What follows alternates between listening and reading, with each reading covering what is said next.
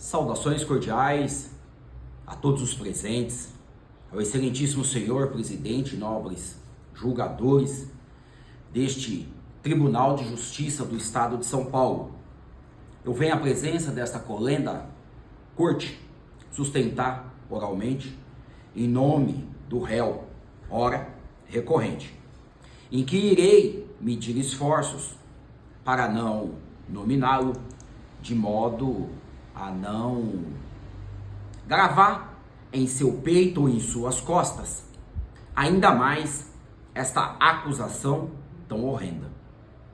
Eu venho em nome do réu apresentar essa sustentação oral, ciente da seriedade e a sensibilidade deste caso, no qual se discute a acusação de estupro de vulnerável, crime grave e que exige de todos nós uma análise profunda e justa de todos os elementos apresentados nos autos. Eu gostaria aqui de ressaltar a importância do princípio basilar do Estado Democrático de Direito, que é a presunção de inocência. O réu, até prova inequívoca, robusta, em contrário, deve ser considerado inocente.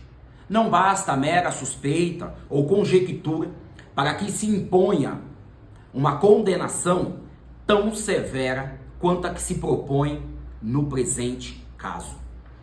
Antes de tudo, a adentrar a vossas excelências ao fato ao qual a parte está injustamente acusada, eu fico até a pensar como seria a justiça atualmente em relação aos réus Jesus, José, Daniel, Sócrates, ambos os réus nos séculos passados, porque foram injustiçados, traídos por pessoas próximas. Contudo, ao passar dos anos, provaram-se a sua inocência e tornaram-se grandes personagens que por ora ainda são admirados pela sociedade, ao modo que precisaram passar por humilhações, julgamentos, acusações durante longos anos, serem sacrificados para concluir que não cometeram ou que eram uma pessoa que não causaram mal algum para a sociedade, não sendo diferente na situação aqui do recorrente. Excelências, essa justiça para o recorrente é uma pergunta. A justiça atrasada não é justiça, senão injustiça qualificada e manifesta. Palavras de Rui Barbosa. Primeiro, que pelo juízo ACO não foram analisadas as provas e fatos irrefutáveis que comprovam a inocência do acusado, não enfrentando a decisão todos os argumentos expostos, deduzidos no processo de forma pormenorizada, de forma que o juízo deixou de analisar os argumentos da parte vencida, se limitando apenas à acusação do parte, menosprezando-se assim os afamados princípios do contraditório e da ampla defesa do devido processo legal. Ressalta-se que, além da não observância dos princípios basilares, a decisão foi extra petita, trazendo matéria não pautada nos autos de natureza diversa, que ora fora pedida. Sendo assim, julgou fatos da qual o réu não foi denunciado e acusado, e ainda lhe imputou uma multa de R$5.000 para cada vítima, a qual não está descrito no pedido da denúncia. Destaca-se ainda que a autoria e materialidade não restaram comprovadas. No interrogatório do réu, foi negada essa prática delitiva de conjunção carnal ou ato libidinoso, ou seja, diverso da conjunção carnal. Bem como não foram produzidas provas robustas, fortes, no sentido de comprovar as alegações de denúncia por este crime, o que foi arguido no inquérito e no depoimento judicial.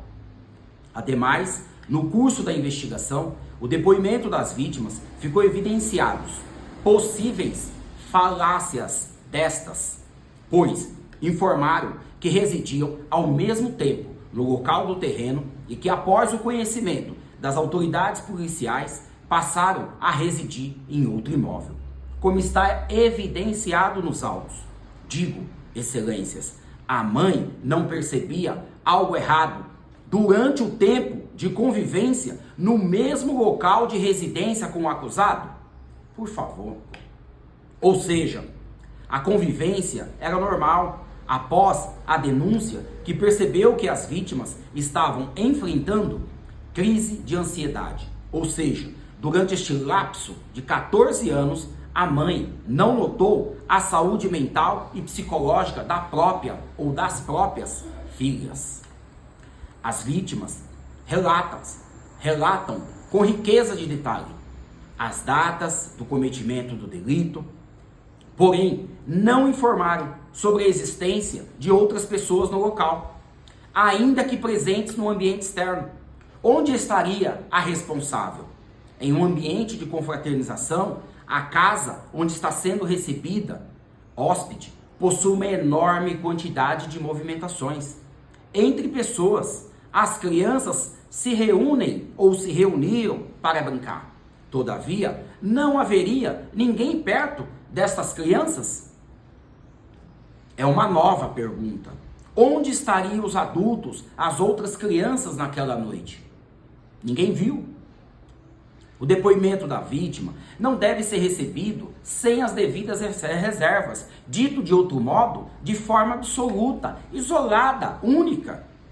Ainda, as vítimas afirmam que não houve quaisquer atos ou conjunção carnal e que, devido a assistirem um vídeo informativo nas redes sociais, foram recomendadas a fazer acusações.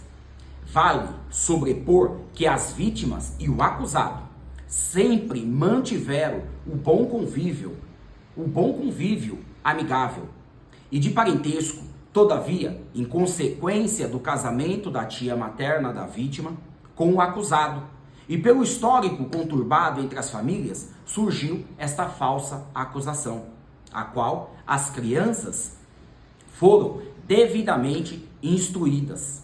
Ressalta-se que este lapso de tempo antes a acusação, ainda eles nutriam uma relação de amizade e familiar, frequentando-se festas e reuniões de caráter familiar e ainda residiam no mesmo local. Foi produzido laudo que está na folha de 10 a 15, a qual não se pode comprovar qualquer tipo de violência, seja de cunho psicológico ou sexual, sendo que esta acusação de abuso de caráter subjetivo, o acusado deveria ser submetido à análise psicológica para verificar se existe traços de abusador ou desvios de personalidade. De fato, não há.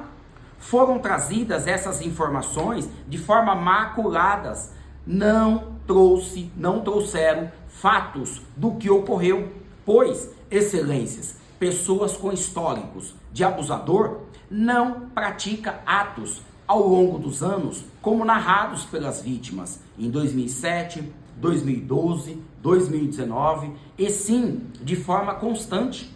Haja vista, quaisquer brechas para abusadores são oportunidades. Aqui, no caso, o acusado, o réu recorrente, foi condenado pela prática dos crimes previstas no artigo 217-A do Código Penal, por 2 vezes, combinado com os artigos 226, inciso 2, combinado com o artigo 61, a linha F e H, combinado também com o artigo 71 do Código Penal, totalizando 57 anos, 7 meses e 6 dias em regime inicial fechado. Excelências, as relações entre o acusado e a vítima são de caráter familiar. Um tio sempre brincará com um sobrinho, nos termos dos limites do respeito, como informado nos autos. As brincadeiras feitas por eles não tinham sequer a intenção de dolo, de machucar e de ferir a integridade física, moral ou sexual de cometer ato libidinoso. O acusado está para provar a sua inocência acerca destas acusações falsas, aliás, absurdas, justamente em prol da liberdade. A defesa entende que os elementos são suficientes para que haja a declaração de sua inocência, sob pena de lhe causar um dano irreparável à sua imagem e à sua moral, tendo em vista que é trabalhador, pai de família, casado e primário, não tem, zero de antecedentes. Com o tempo limitado, não vou conseguir aqui discorrer sobre tudo que estará nos autos, mas certamente vossas excelências irão ver as inconsistências, ou melhor dizendo, já viram as inconsistências nesses autos, no que tange aos depoimentos e provas produzidas pelas vítimas.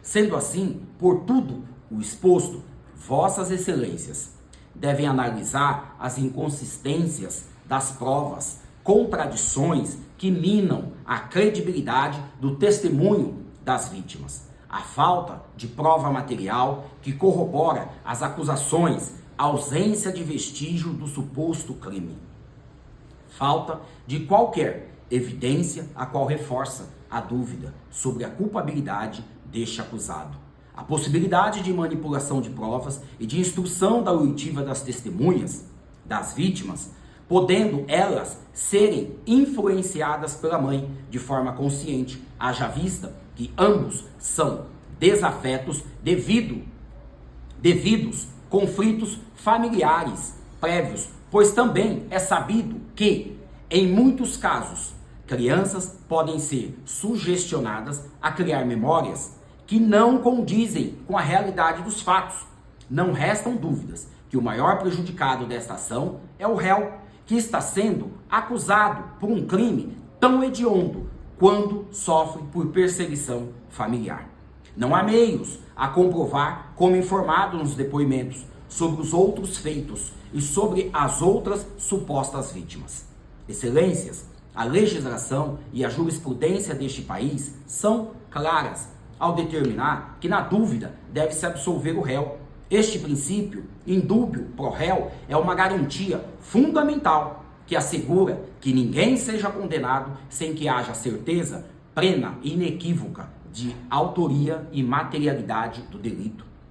Neste caso, não existe certeza. O que temos são alegações que, analisadas em conjunto, são insuficientes para justificar uma condenação. Portanto, nobres, excelentíssimos julgadores, diante da fragilidade probatória evidenciada e em respeito aos direitos fundamentais do réu, requer-se a absolvição do acusado, por não haver provas cabais que demonstrem sua culpa de forma incontestável. Reafirmo aqui a confiança no Judiciário Bandeirantes, para que a justiça seja feita sem precipitações, com base sólida nas provas e no que o processo efetivamente revelou. Esta é a minha sustentação, esta é a minha apelação, este é o meu pedido de absolvição. Saudações cordiais. Por não haver provas cabais que demonstrem sua culpa de forma incontestável, reafirmo aqui a minha confiança no Judiciário Bandeirantes para que a justiça seja feita sem precipitações, mas com base sólida nas provas e no que o processo efetivamente revelou. Era isso. Passo a palavra ao representante ministerial, doutor Walter Pedro Filho, para a sua sustentação oral, a iniciar-se às 15h07. Obrigado, senhor presidente, pela concessão da palavra pela derradeira vez neste dia. Cumprimento a julgadora, que é também a advogado e o Luiz Ribeiro dos Santos. Senhor presidente, senhor relator, temos aqui a apelação contra a condenação por estupros vulneráveis, agravados pelo fato que revestiram os vítimas e também por conta das relações familiares. A defesa em preliminares ao mérito postura a nulidade da sentença porque não teria apreciado as teses defensivas por violação ao princípio da correlação, ou que teria havido essa pretendida, no mérito a absolução por falta de provas e foram feitos pedidos subsidiários em relação à pena. Em relação a esta questão da nulidade por não apreciação das teses defensivas, algumas questões se apresentam. Não se colocou aqui exatamente teses concretamente que não foram afastadas. E, a nosso ver, todas foram afastadas, mesmo que algumas tenham sido por exclusão. E, portanto, aqui entendemos que esta nulidade seja caso de rejeição. A questão relativa ao julgamento extrajudicial está relacionada diretamente à fixação da indenização. Portanto, a nosso ver, isto não é tecnicamente preliminares ao mérito. Por isso, analisaremos como pedido subsidiário. Em relação à prova dos autos para fazer o decreto condenatório, temos que, a despeito do entendimento do advogado, a prova é, de fato, suficiente para a condenação. Eu digo isso por base no boletim de ocorrência, estudo social e prova. Uma das vítimas foi ouvida em depoimento especial, a outra ainda conseguiu ser ouvida em juízo. Mas ambas fazem relatos dos abusos sofridos que foram praticados pelos vítimas. Crimes dessa natureza, sabemos todos, são praticados na clandestinidade e muitas vezes com outras pessoas próximas do local, mas sempre com a possibilidade de manter esta clandestinidade. Há relatos também das ofendidas que, a nosso ver, corroboram os depoimentos das vítimas. Uma delas, inclusive, está com tratamento psicológico. O laudo negativo, na verdade, por conta de que determinados atos criminosos nem sempre deixam vestígios. E entendemos que seja o caso concreto. Em relação aos pedidos subsidiários, não houve julgamento extrajudicial. Consta o pedido de fixação de indenização na denúncia, conforme se verifica no folha 45. Isto é reiterado e isso foi reconhecido na sentença. Aqui são duas vítimas distintas e, portanto, a nosso ver, adequadamente reconhecida no concurso material entre os crimes praticados em relação a cada uma das vítimas. Assim, senhor presidente, para concluir, entendemos que seja caso de rejeição da preliminar e no mérito de não provimento do recurso. Muito obrigado. Pois não, excelência. Eu passo a palavra para o nobre relator, senador Juscelino Batista. Obrigado, senhor presidente. Faço o recurso de apelação interposto por A. Ponto B. Contra a sentença julgou procedente a pretensão de estatal para condená-lo por imposto por 2 vezes no artigo 217-A, caput, combinado com o artigo 226, inciso 2, combinado com o artigo 61, alíneas F e H, combinado com o artigo 69, quando a vítima J.K.G.P. e 3 vezes no artigo 217-A, caput, combinado com o artigo 226, inciso 2, combinado com o artigo 61, alíneas F e H, combinado com o artigo 71, quando a vítima I.H, G.DM, do Código Penal, em concurso material de direito, apenas 57 anos, 7 meses, de reclusão no regime inicial. Fechado, além do pagamento de indenização mínima em valor em favor das vítimas nos termos do artigo 3, artigo 7, inciso 4 do Código de Processo Penal, arbitrada em R$ 5.000 para cada um. Conformado pelas razões apresentadas, a defesa, isso é preliminar, requer a unidade da sentença, pois considera que as teses de questionamento da defesa não foram mencionadas, limitando-se a do magistrado a analisar apenas a acusação ou violação do processo legal. A dos evidenciou quebra do princípio da correlação da imposição do valor mínimo para a indenização das vítimas. No mérito de absolvição da justiça probatória, apontando que os laudos periciais não constataram lesões corporais das genitais das vítimas. Subsidiariamente, pretende o afastamento das agravantes e o reconhecimento do concurso formal próprio, com o aumento de seja concedido o privilégio da atenuante da penalidade, com base no artigo 66 do Código Penal, a lei da substituição da pena do prazo de liberdade restritiva de direito. Presidente.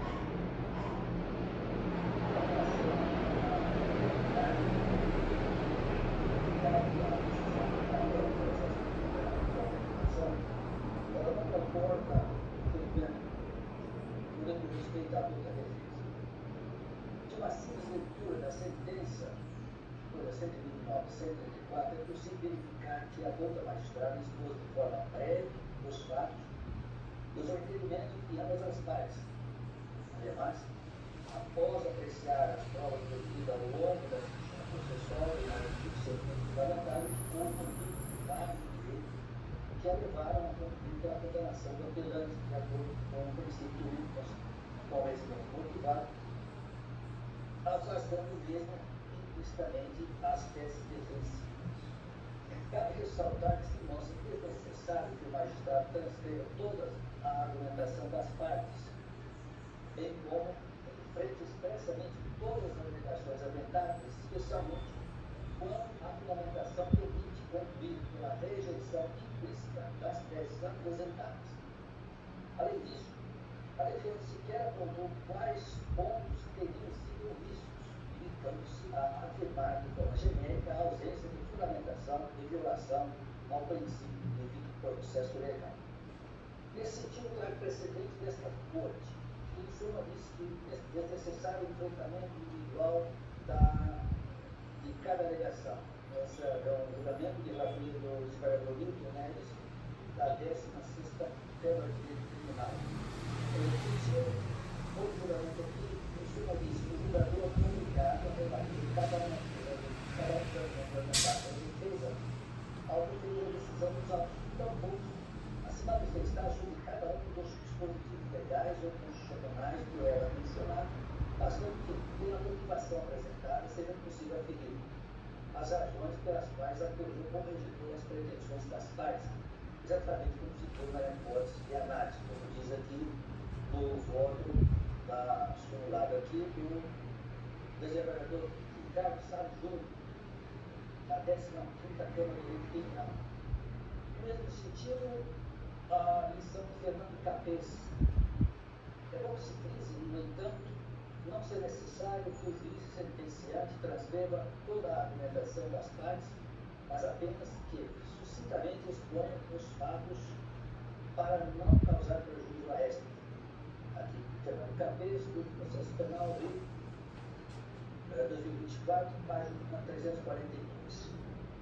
Por assim, não se cogita em ofensa ao princípio da correlação ou sentença extra, depois observado o liamento coletivo entre a imputação e a sentença condenatória, tendo em vista que a descrição dos fatos e a fundamentação da decisão estão em conformidade com os elementos apresentados no denúncio. Além disso, tendo sido formulado pedido expresso na inicial acusatória, 244-45, atribui-se legítima, em tese, a fixação de valor mínimo para a reparação de danos causados pela infração nos termos do artigo 387, inciso 4 do Código de Processo Penal. E eu trago aqui também manifestação do ponto representando o Ministério Público, primeiro grau, acerca das preliminares ao diretor da defesa. Abraço. A defesa, em suas razões, discorre sobre o dever de fundamentação das decisões judiciais, apresentando extensa argumentação baseada em artigos do Código de Processo Civil e trechos da doutrina e decisões. Argumentação de caráter genérico que não toca ao caso presente. Tanto é que não foi indicada a suposta falta de fundamentação na respeitada decisão recorrida. E não houve julgamento nessa pedida. A sentença corresponde exatamente ao pedido deduzido por meio da denúncia por 43-45. Os fatos estão narrados de maneira cristalina e individualizada. As provas produzidas caminharam nesse sentido. Fecha aspas, foram 170. Portanto, não há qualquer relação constitucional da defesa do contraditório ou da concorrência entre a denúncia e a sentença. Por isso, estou rejeitando as preliminares. Então, excelência, nós vamos ao culto revisor, desembargador Luiz Augusto Sampaio Arruda, para a sua manifestação acerca das preliminares. Senhor presidente, eu entendo que o ente relator manifestou bastante propriedade, as questões preliminares, razão pela qual eu acompanho também no sentido da rejeição. Eu sou o terceiro juiz e também acompanho o eminente relator no sentido da rejeição das preliminares. Eu torno a palavra ao culto relator com a presença do médico. Senhor presidente, no voto de 14 aulas, eu peço venha para a cadeira que mostra a súmula que é atingida aos nossos padrões de votos para disponibilizar ainda hoje, será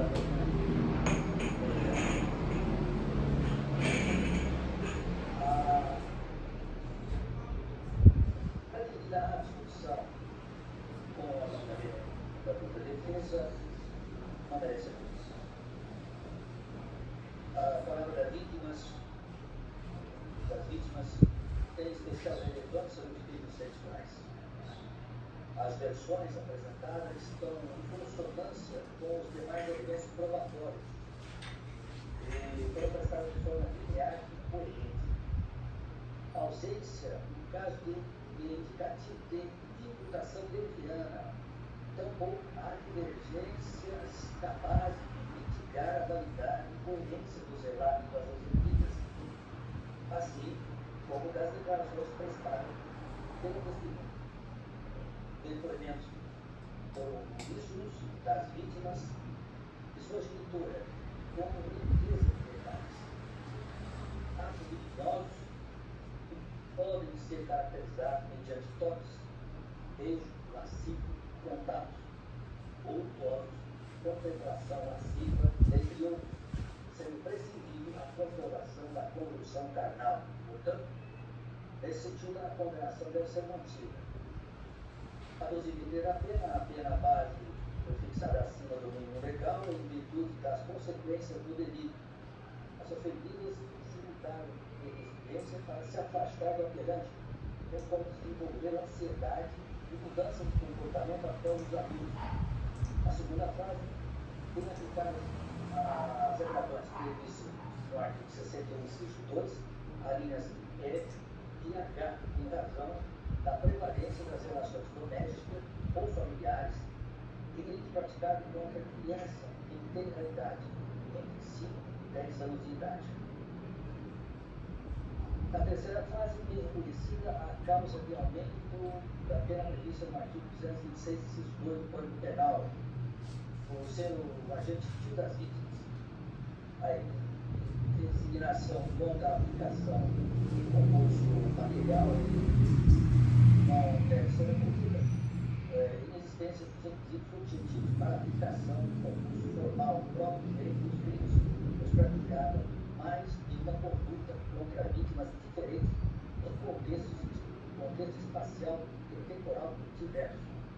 Regime prisional fechado, bem estabelecido diante da gravidade da conduta e montante da pena, enviada à substituição da pena privativa de liberdade desse direito, pelos outros penal e em razão da natureza hedionda e gravidade das condutas. Então, senhor presidente, com essas considerações, assumo aí meu voto. Eu rejeito as preliminares e nego provimento ao recurso de apelação interposto por A ou B ou ponto, mantendo integralmente a respeitável sentença recorrida. Oportunamente, após o plano de julgados, deve-se mandar a disposição. Eu dou o voto. Os senhores excelência, com sua palavra ao nobre emisor, desembargador Luiz Augusto de Sampaio Arruda. Senhor presidente, eu acompanho o voto do eminente relator sem qualquer análise. O senhor terceiro juiz também acompanha o voto do eminente relator. Doutor Douglas Ribeiro dos Santos, os meus respeitos. Doutor Walter Ferreira Filho, minhas considerações. A decisão que ora se proclama é que, por votação unânime, resultaram rejeitadas as preliminares e desprovido o apelo. Nos termos do voto do eminente relator, os meus respeitos.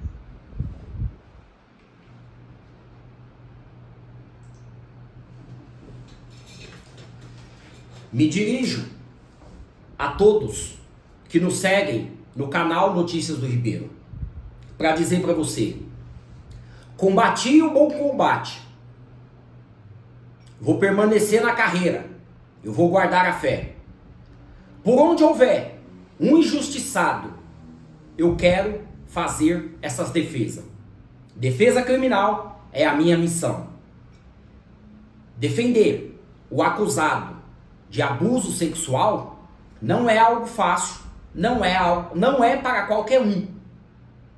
É necessário muito ou uma boa estrutura emocional, é necessário uma boa técnica do Código de Processo Penal, do Código Penal, é necessário uma boa preparação física, intelectual para chegar neste momento de você falar diante de uma corte no Tribunal de Justiça de São Paulo e não ver ser revogado uma pena tão alta imposta a um cidadão.